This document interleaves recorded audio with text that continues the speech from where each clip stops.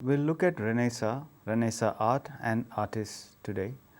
Renaissance art of Europe particularly. So Renaissance began in Europe in 12th, 13th century as a beginning, but it flourishes in 14th and 15th century and moves into 16th century, where Renaissance is nothing but it is the rebirth. What is Renaissance? Renaissance is rebirth, and rebirth of what?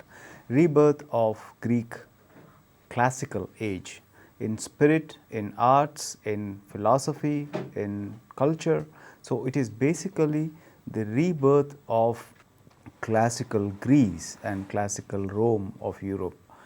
So why did Renaissance happen? Renaissance happened because of various changes that happened in the society in the 12th, 13th century, But Renaissance, so 12th century, 13th century is a sort of a movement towards Renaissance. It was not Renaissance as yet, but it was a kind of a proto-Renaissance period. But in the 13th century to 14th century, we see like 14th, particularly 14th century, is the time when Renaissance flourishes, and Renaissance is centered on humanism basically. So the human, and which is very important for us to keep in mind, that the human becomes the center of the world and the center of the imagination, cultural imagination, social imagination, and also the religious imagination. So humanism is the philosophy that guides Renaissance efforts, Renaissance imagination. So human being becomes the center of the world. So people started looking at the world, understanding the world from the eyes of the human being, from the position of the human being, right? So that is the basic philosophy, main philosophy of Renaissance. But this philosophy was again sort of inspired from the Greco-Roman philosophical understanding of human and the philosophical understanding of the society of that time.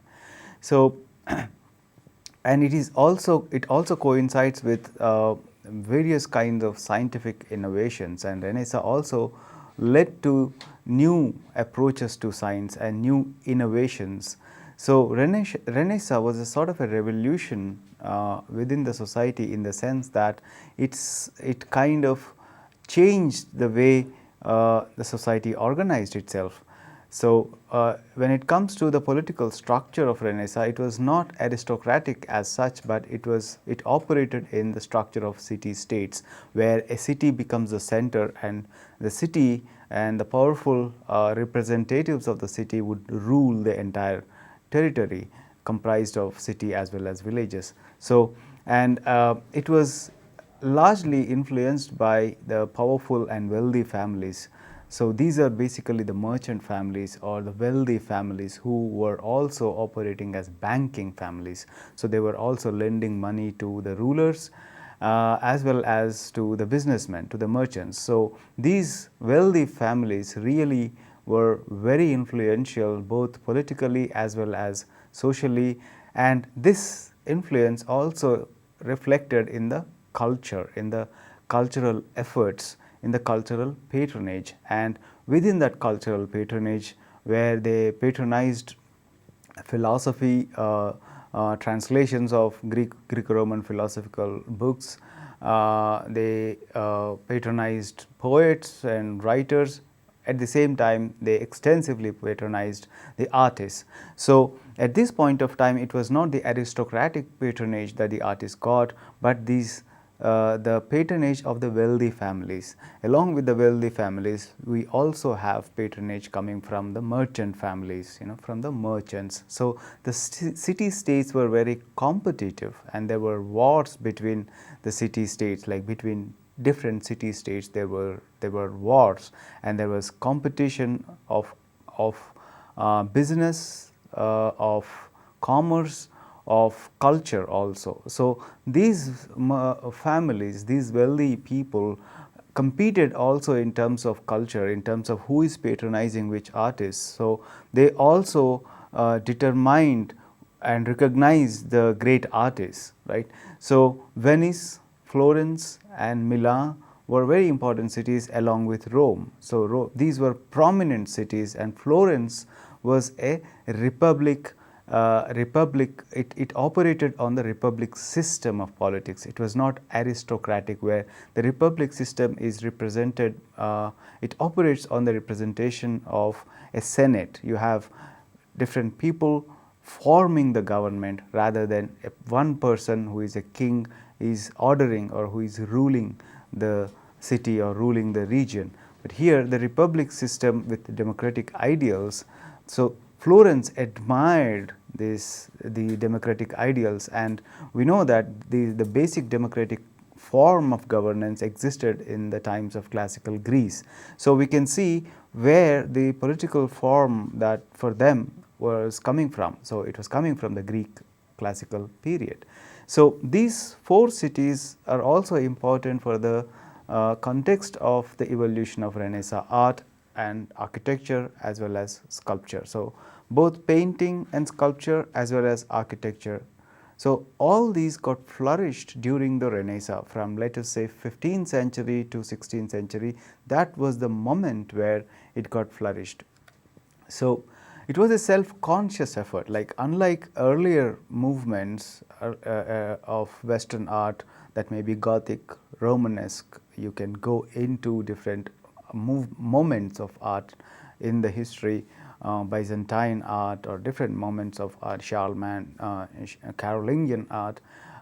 So this particular movement was a conscious movement, self-conscious movement, and they knew what they were doing, and they were doing to achieve something, right? So they were very clear about what they wanted to achieve.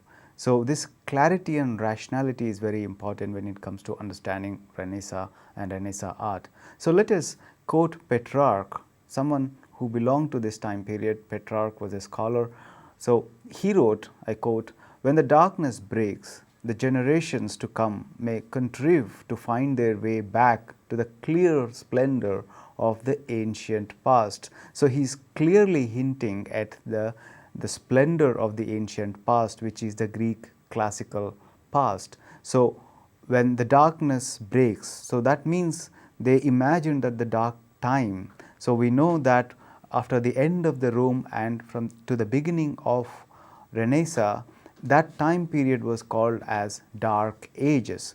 So he's hinting at that moment of Dark Ages, and once that breaks, the people are looking back to the light, to the splendor of the ancient Greece. So we know with this quote, we know that how they were very much venerating the kind of achievements of classical Greece. So artworks were done on walls and ceilings and churches, public buildings and private dwellings. So here, unlike the earlier times where artworks were largely done in the churches with religious themes, particularly Christian themes, here you have artworks being done in public buildings, private houses, private dwellings, along with churches. And also another important thing here is, because of the humanist philosophy here, and also because of the Greco-Roman influence of visual representation, we have here the language of classical Greece, the visual language of classical Greece, the classical perfection of human figure comes to representing Renaissance art also. So they are representing the Christian themes, the biblical themes, but in the visual form, in the visual language, which is very much closer to the classical Greece. But classical Greece did not represent Christian themes, it represented pagan themes, what the religion that existed during the Greek times was pagan religion. So they were representing pagan gods and goddesses and pagan themes. So the pagan language, the pagan visual language was adopted by the Renaissance artists, but for the Christian faith, right? So that is an interesting combination when we look at Renaissance art, both painting as well as sculpture. Also we can see in architecture where the Roman as well as the Greek architectural elements were reinvented, were reused in a new context. So accumulation of wealth actually why this expansion happened is because of the accumulation of wealth, which resulted in employing new artists or commissioning artists, musicians and scholars, and it also led to elaborate building activity. So it is not a matter of going back, but it is also the accumulation of wealth at this point of time. So another important thing one needs to keep in mind is in 1347 there was something called a Black Death. So people, 50% or more of Europe was wiped out, people died because of the Black Death, which was like plague was spreading. So after the Black Death, and Renaissance is also needed to understood in this context, where after the Black Death you have, and Florence was badly affected. So after the Black Death you have people started thinking about what is life and how to understand life in more deeper level, and how to enjoy life, how to live life in a more meaningful and in a more enjoyable manner. So it kind of gave a sort of a new perspective, or at least an impetus to new perspective in approaching life. So that is an important moment. Then after that you have Florence really grew, it really grew economically as well as in terms artistically. So along at this time we also have certain other important features that needs to keep in mind, that is printing technology. So along with other technologies, scientific innovations, printing technology is something that got innovated at this point of time, and because of the printing technology got invented, you have books being published, right. So unlike before where books were handwritten, now books could be reproduced in many numbers and very quickly.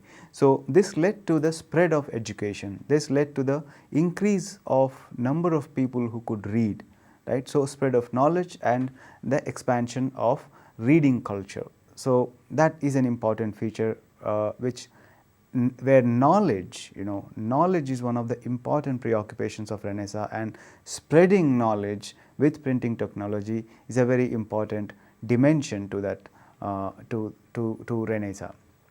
Another is the shift from a theological understanding of life to a scientific understanding of life. Before that, people used to think in terms of theology, in terms of religion. Life used to be understood, everything in life used to be understood as if given by the God, it is determined by the God. But now people started questioning those beliefs, the earlier beliefs. So instead of believing in magic, people began to use scientific experimentation and careful observation to learn how the real world worked. So before that, people thought that God is one who is making the world move and work the way it works. But now people started questioning that and started observing, experimenting with things in the world to understand it better. So scientific experimentation is very important when it comes to Renaissance, from where many scientific innovations started, like printing press, like Galileo's invention of telescope and understanding of globe, the understanding of Earth moving around Sun rather than Sun moving around Earth. So all these new approaches to universe, new approaches to understanding the life and other aspects of the world around. So new knowledge came to the light. So this is very important when it comes to Renaissance. And another thing is the age of exploration. So because they wanted to know more, this urge for knowledge was there, they moved away from their own centers, from Europe.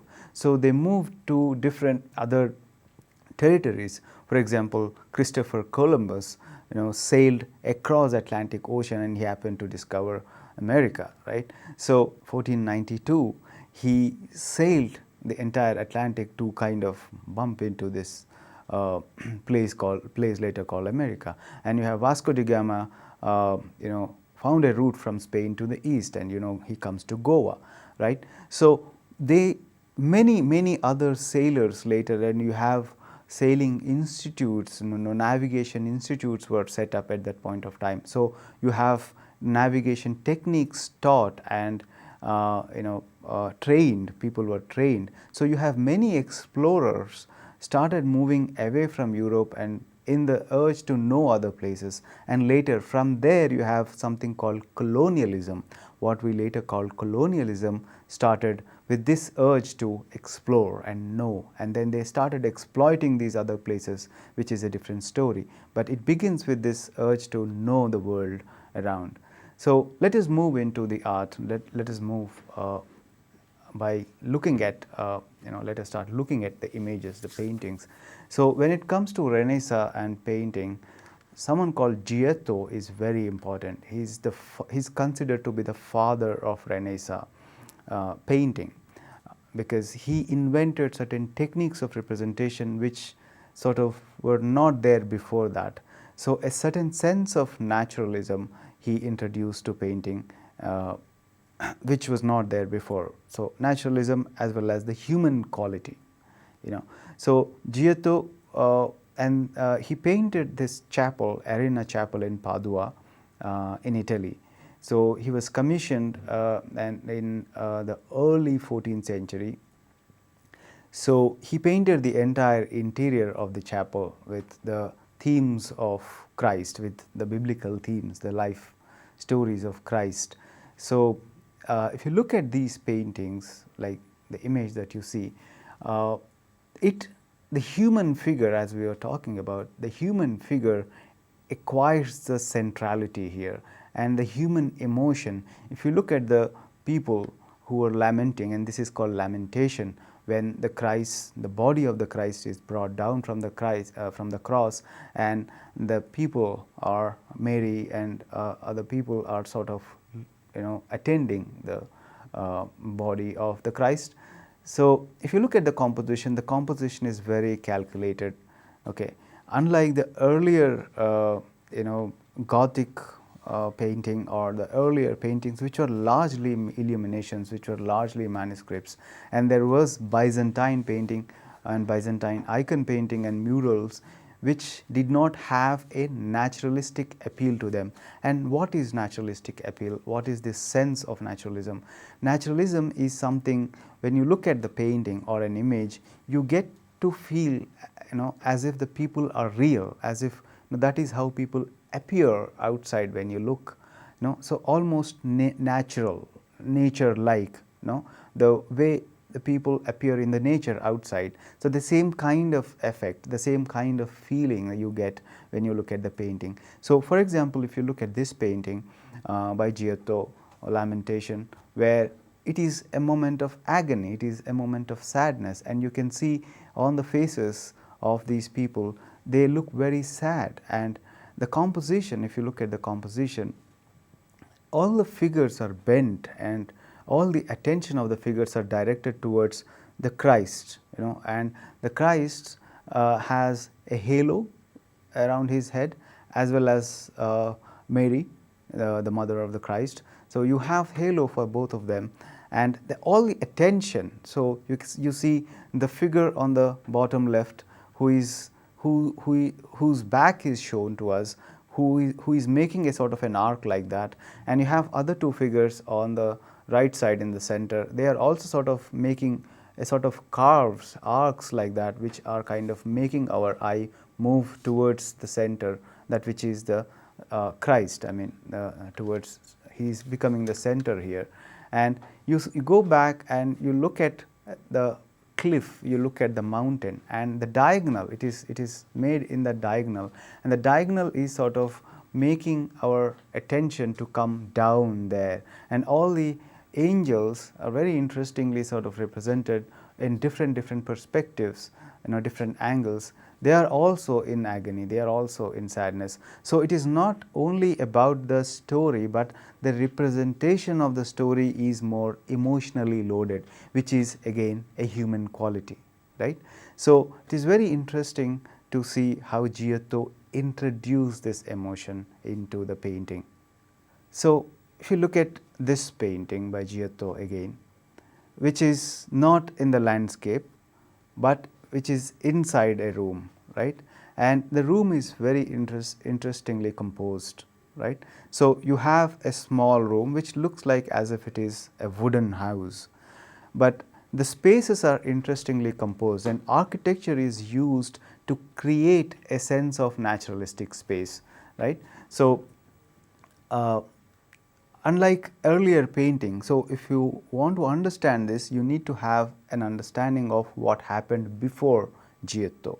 What happened before Giotto was we did not have the effort of creating this naturalistic ambience.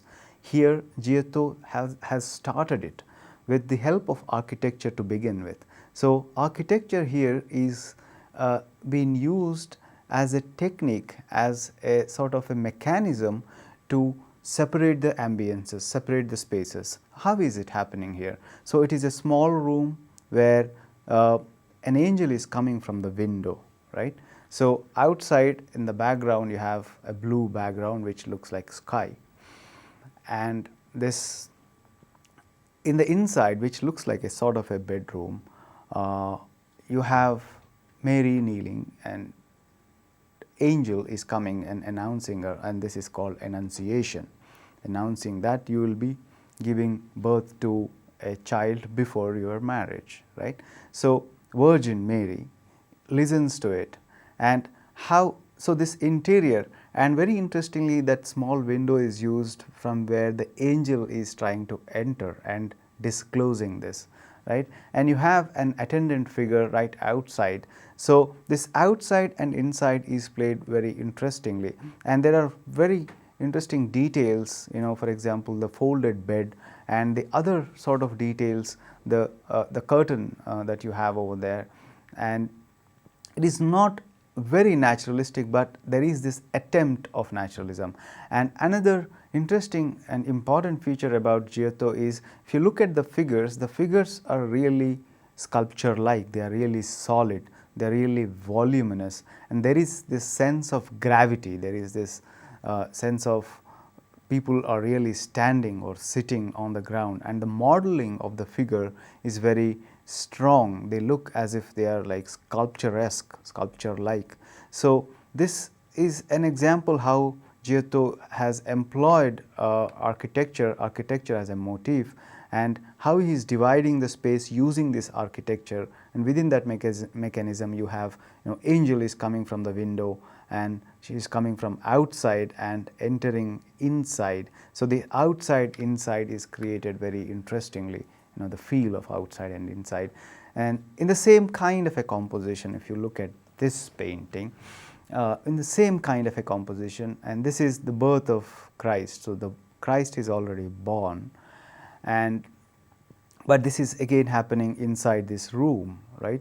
So, this room also it looks like this room belongs to a sort of a lower class. It is not, when you look at this and the people and the ambience and the bedroom and the bed sheets and other things, if you look at it, appears as if the house belongs to a sort of a lower class person, and Joseph was a carpenter. So, very it is obvious that he belonged to a lower class category of the society. So, yeah, so you have the repetition of the figure of the Christ here, so where the figure of the Christ is held by one person in the top, and in the bottom you have he's been bathed or cleaned. So, this repetition, the logic of repetition is something that continues from the medieval painting, right. So, it is called continuous narrative. So, the same motif or same figure gets repeated or represented twice or thrice to suggest the progression of narrative. For example, from the moment of birth to the moment of cleaning maybe. So, there are two moments where Christ is involved, right. So, this is called continuous narrative, and you have one person trying to enter the house, or he is sort of came to visit, so he's visiting to sort of maybe see the Christ, right. So, you have a sort of an animated sense here where there is an outside, something is happening outside and somebody is want to visit and see the newly born child. So, how he is sort of using an interesting way the architecture to create this outside and inside experience and sensation. So after Giotto, and we can see more and more examples like this, which is and try to understand more and more how Renaissance becomes more complex later. So after Giotto, we have a set of artists who belong to early Renaissance. So Giotto forms this sort of a bridge, a transition from the medieval painting to the Renaissance. So, right. So after that, you have few artists who actually have expanded and experimented the field of painting, right. And Masaccio is an important artist who died early, but he experimented with techniques of painting, and he enlarged the scope of painting, and he created certain sensations within the painting. And Donatello was a sculptor who again created sculpture very differently, very expressive sculpture he had produced. And you have Botticelli, Fra Angelico, and Piero della Francesca. So these are few artists who belong to the early Renaissance, right? So this is early Renaissance. We can see, we can sort of date it to 15th century, that is 1400s. So a patron, a person who financially supports the artist. So the patron becomes a very important person, as we sort of discussed earlier, and who sort of patronized each and every artist here. So this is Masaccio. When you look at the painting, this is Masaccio, and it is called Trinity, right? The Holy Trinity, painted in 1425. And all these paintings were basically frescoes, to keep in mind. They painted fresco, so they were all on the wall inside the church or refectory, or inside the chapels or palaces, wherever. So all these were frescoes, right? So if you look at this painting, this is Holy Trinity, but it is the representation of crucifixion. Christ is on cross, but if you look at the way Christ is represented, right behind the Christ you have the figure of the God, right? So which is why it is Holy Trinity. And you have the bottom, you have two figures, attendants, who are basically the patrons, right? So if you look at the composition, it is composed in a sort of a niche, right? And with round arch, and round arch again is an arch that is coming from the Rome. It is also called as Roman arch. So it is coming from the Roman architecture. And the pillar stars that are there, the pillar stars and the architectural motifs with the capital, the Corinthian capital, and all the other details, you see it is reflecting the Roman architecture, right? And if you look at the back side of Christ, you have the roof is divided into this squarish texture, these incisions, and it takes you inside, right? So all these lines that are kind of going in and taking us in, they actually meet at the point where his legs are, the feet of the Christ. So it is called vanishing point, right? And Masaccio is the first person who uses the perspective, the mathematical perspective. By then, mathematical perspective was not established. These were just experimentations, right? He was trying to experiment with the idea of perspective, which is the monoocular perspective. Monoocular perspective means one eye perspective, right? Monoocular. Biocular is two eyes, monoocular is one eye. So this monoocular perspective could be seen employed in this, and this is one of the first and very important paintings where you see the suggestion of light and shade, the suggestion of drama and emotion is very much embedded into it. So you can also see again architecture, it is painting, but architecture is used to open the space, to kind of construct the space for the painting. And this is something that continues in the entire early Renaissance. usage of architecture to construct the ambience, to construct the space, to create a naturalistic ambience. And yeah, so this is another painting by Masaccio, the tribute money. When when Christ enters Egypt and he was held by a money collector, the tax collector, right? So Christ and his apostles were entering, and they were held by the tax collector.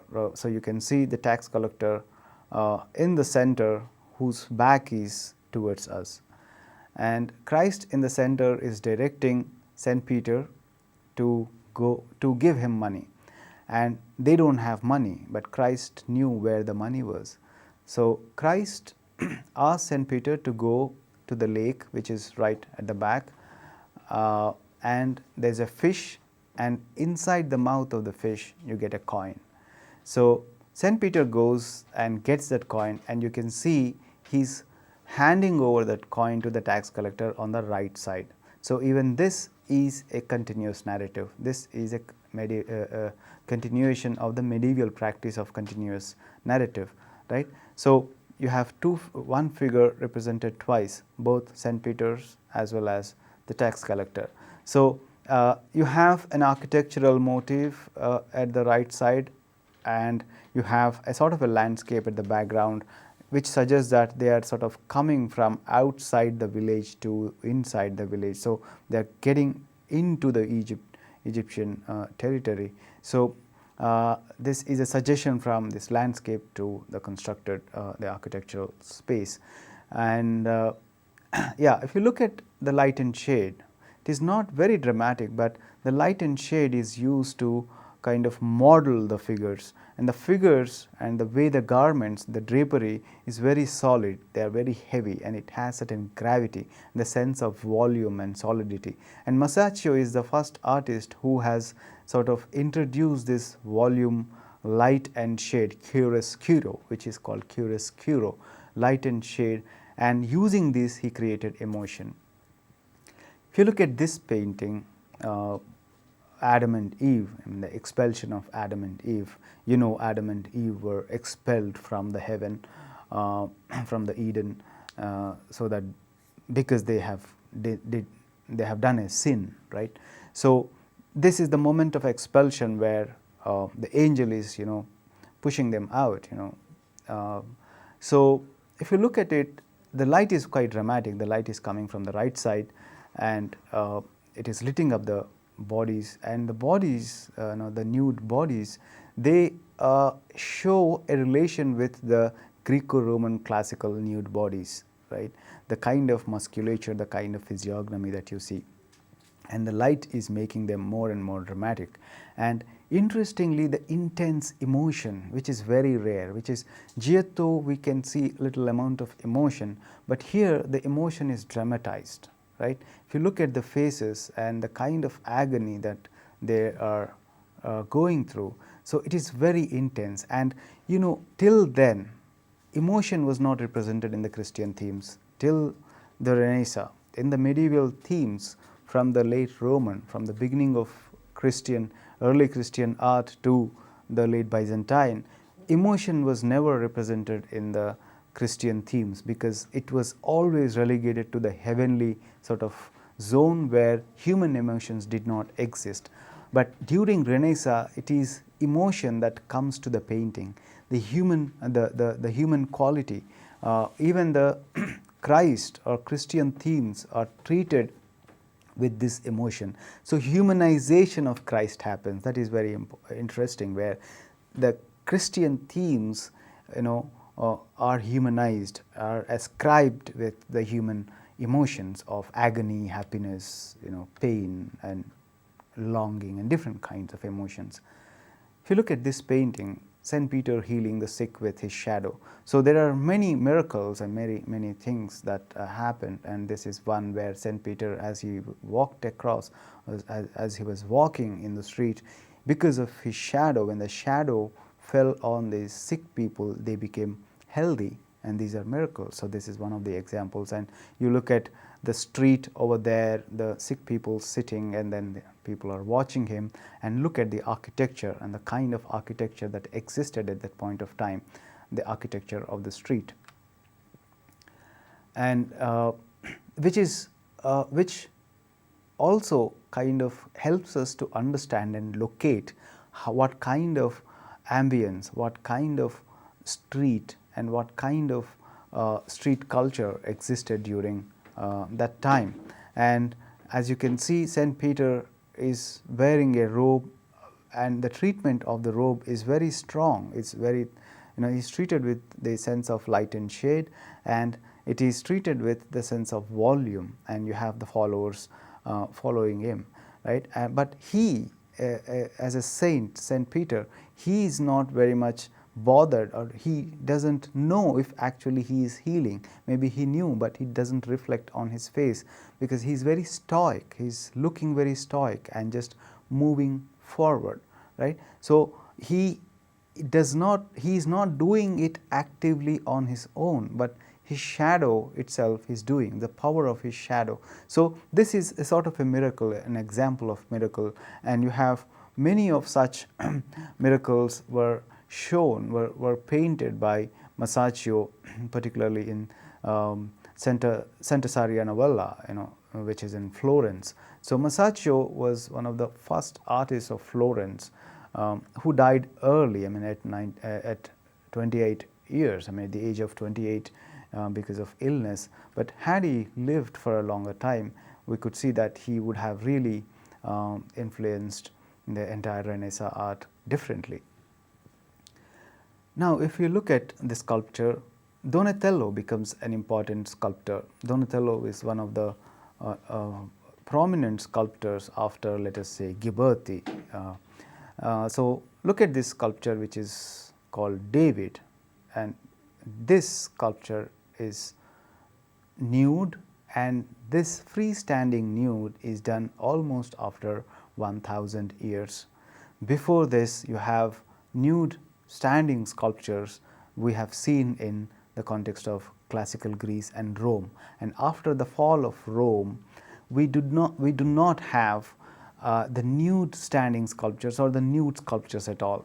So Donatello, again with that inspiration from the Greek classical and Roman sculpture, he is bringing back that legacy, and this is the first nude sculpture that we see after almost 1000 years, right? So why could he do this? Because church was less restrictive. There was like sort of a flexibility, and church allowed artists to kind of depict nudes, but these nudes have to be belonging to some kind of a mythology or epic. Okay, so it depicts David slaying Goliath. So this is a story where David kills Goliath when Goliath was killing an army, So David was called, and he was asked to take care of Goliath. So David finally kills Goliath, and this is the moment. If you look at the sculpture is standing in contrapposto. What is contrapposto? Contrapposto is a posture where a figure stands on one leg and one leg is relaxed. As you can see in this sculpture, he is standing by drawing the entire weight on his right leg, where his left leg is relaxed. And we see this contrapposto pose from the early Greek sculpture.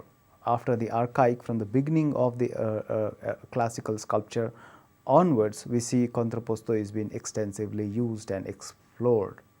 So he is using the same contrapposto, but if you look at the physiognomy of the sculpture, the body type, the character of the body, the character of the musculature, this character is very different from what we see in the Greek classical and Roman sculpture. This is a young teenage boy. He is not man, where in Greek classical sculpture we see this men represented with huge muscles, But here you see he is not represented with that expressive musculature, but this is something, the beginning, So this is a sort of a symbol of promise. This is something that is coming.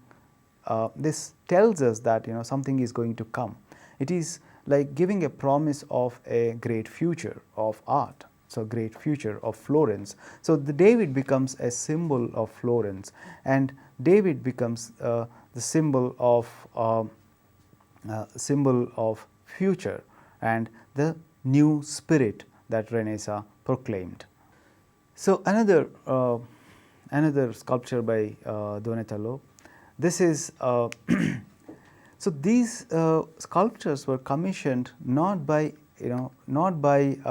kings or not by aristocratic class always. So, these sculptures were commissioned by different guilds, cotton drapers guild or linen drapers guild, or other kind of merchant classes, and their guilds, and cotton and textile merchant guilds. So, cotton, linen and textile merchant guilds, these were very prominent in patronizing.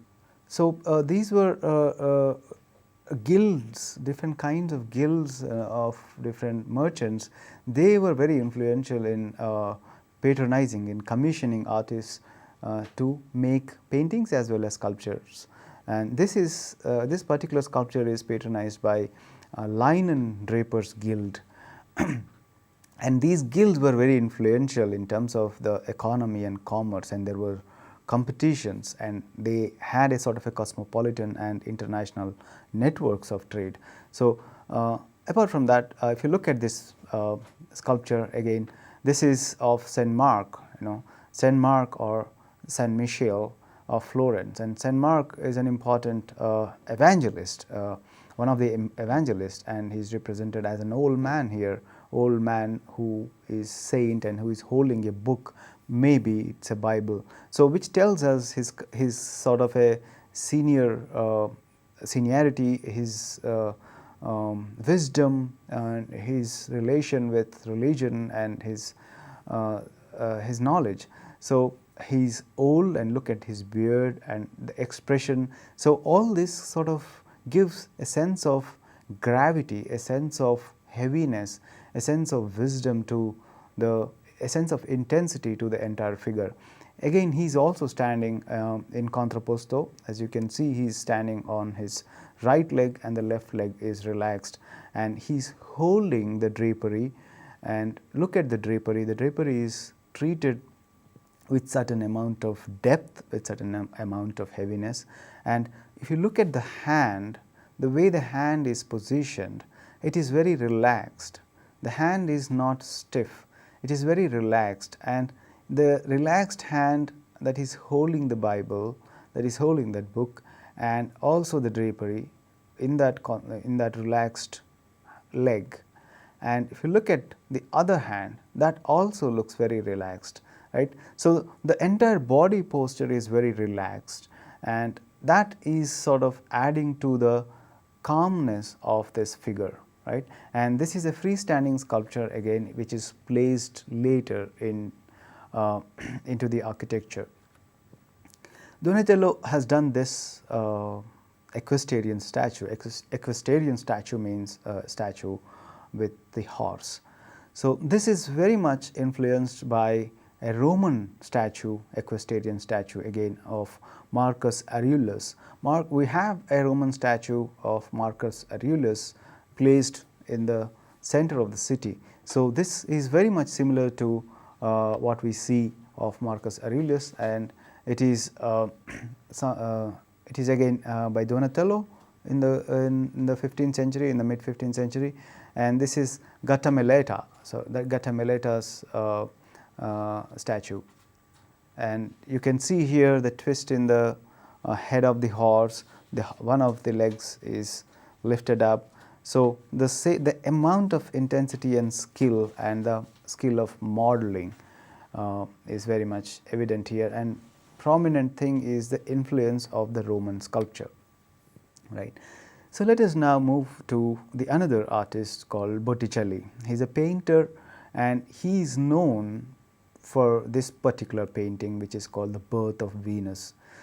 He is famous for this painting because he it is again like Donatello's David, Venus is represented in nude form for the first time after almost 1000 years, after so many years of Christian art. So here, Birth of Venus, it's a sort of an elegant sort of a painting where Venus is standing right in the center, right? And Venus, who is Venus? Venus is the Roman goddess of love and beauty, right? And the figures, the couple that you see on the left side is Zephyrus, who is the god of wind, and his lover, right, Glorious. And someone who is greeting her on the left side, on the right side of the canvas of the painting, with a robe, nymph greeting Venus with a robe.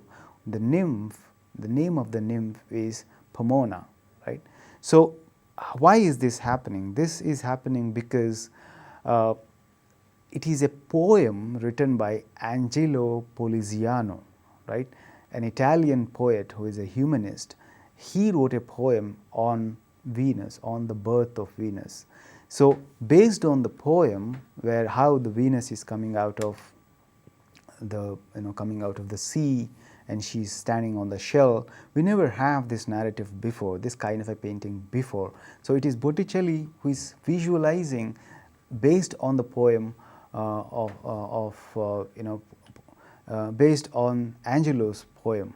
Okay, so if you look at it, where Venus is standing again in the contrapposto, that is the classical posture. Venus is standing on her left leg now, and the right leg is relaxed, right? And the figure looks slightly elongated, and because of which it looks slightly elegant.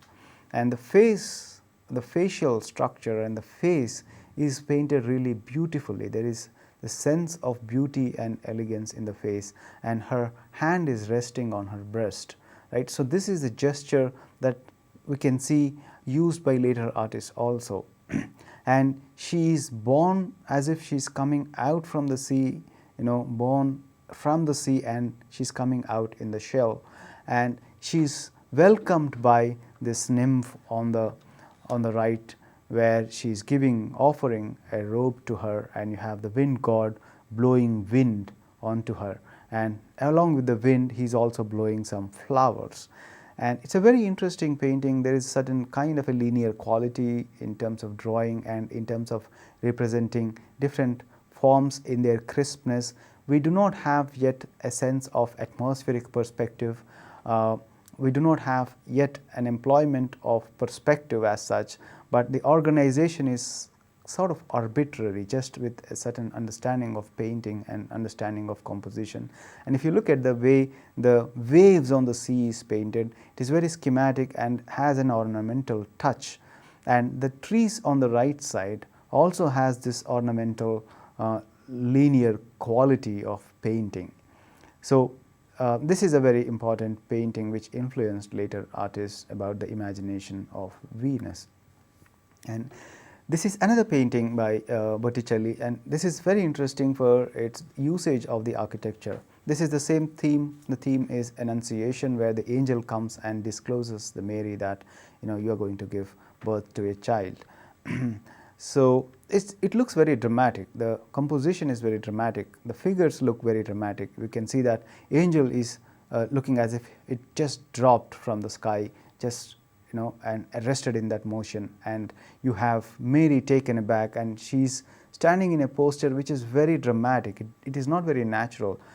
It is as if stage-like, as if they are doing a sort of a ballet, or a sort of a a musical, not ballet but musical. It looks like as if they are doing a musical, and they are arrested in those postures, right? But if you look at the ambience in which they are organized, they are placed, it is the interior, and the interior is very mathematically calculated. Look at the floor, and the way the floor is receding, it helps us to go out. And when you go out visually, when you look out, you go out into the landscape. So architecture here is used to kind of open space to go out into the landscape, and this helps us, and it allows our eye to kind of go out and relax, you know. So two ambiences are kind of combined, and these doors and windows and, you know, corridors of the architecture so are used to open the space, to open the interior space to the outside. And when you go out, you have an expanse of landscape. You have the tree right in the center of the frame of the door, which blocks your eye, but when you come down and look at the landscape, you have an expanse of landscape. So enormous amount of space is captured within this small frame of the door. So this is a very interesting technique that we see in the Renaissance. And another artist, when we move, this is Fra Angelico. Fra Angelico is a very promising and very devout artist. He was himself a very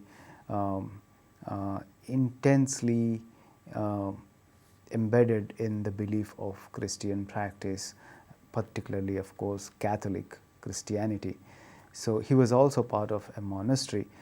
So this painting that you see is called the naming of St. John the Baptist. So St. John is naming Jesus Christ. It is that episode.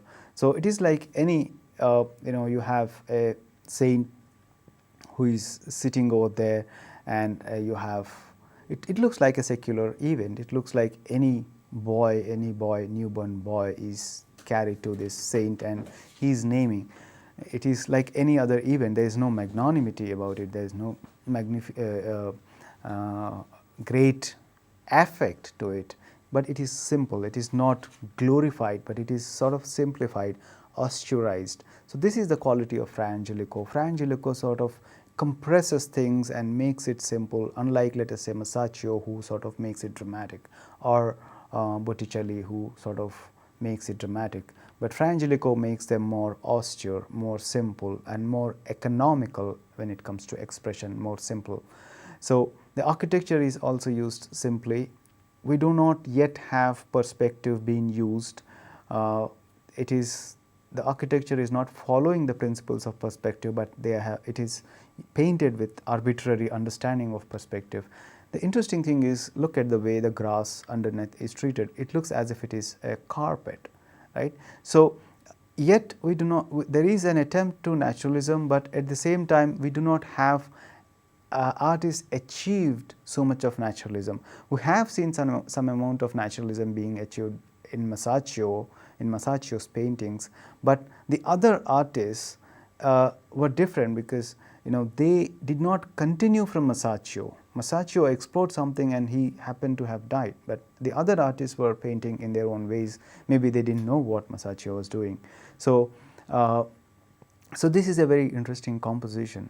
If you look to this painting, the painting again by Fra Angelico called Annunciation, and this is done in San Marocco. It's a fresco, and San Marocco Monastery in Florence, where Fra Angelico used to stay for some time. And if you look at this painting, it's a very interesting composition. It is very different from what we have seen in Botticelli, the dramatic kind of a posturing of the figures. Here it is angel coming from the left side, standing still, straight, and announcing, disclosing to the Mary. Mary is very small here. She is looking very thin. She is not dramatic. She is trying to kind of take that shock of the news slowly, and it is this, she's lower than the angel. She's, in terms of when you look at them, angel is taller than Mary. So it shows that she is receiving it, she is taking it. And at the back you have one person standing who is looking like a saint, could be the artist or the patron saint of San Marocco Monastery, San Marco Monastery. So if you look at it, it's a very interesting composition, very austere. You don't have dramatic light, you have simple light, you don't have dramatic opening of the architecture, but there is a sense of harmony here. There is a sense of rational treatment of pictorial space. There is a rationality in terms of the calculatedness about the composition. If you look at the way they are bending towards each other, the way the Mary is bending as well as the angel is slightly bent, and the wings of the angel. This bent that they have created is sort of echoed and carried ahead by the arch, that you have, the arches that you have in the architecture, this kind of a round form at in the top portion. So this kind of creates a sense of harmony, and a sort of a rationalized pictorial space, and the kind of volumetric modeling of forms with light and shadow. So it is very precise, very rationalized. This is another painting by Fra Angelico, same theme, but it is slightly different, slightly sort of animated rather than the earlier one, where the angel is entering into the cloister, and look at the arc that is made by the wings of the angel, very beautifully painted wings, and it is, the angel has just arrived and then it is closing, and Mary here is not so small, but she is sitting on the table. And Mary, if she, just imagine if she stands, she would look bigger than angel. If she stands, she cannot fit in the entire architecture, right? So it is very interesting, it is not rational, different from the earlier one.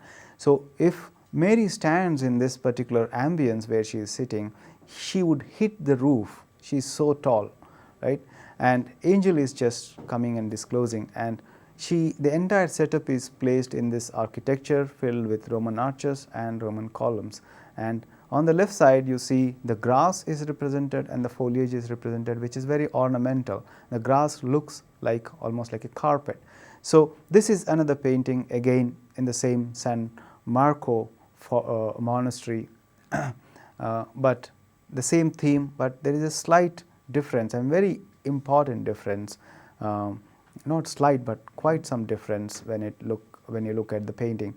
And if you go back right behind the Mary, there is a small opening like door, and then from that door you have a small window which shows the foliage from the back. So here he is slightly opening, not dramatic like Botticelli, but he is slightly opening the architecture to sort of create multiple ambiences.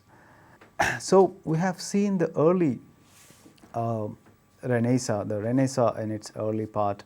So how the artists are dealing and opening up the pictorial space, how to give us more experience of the space, how to create that naturalistic appeal of the space.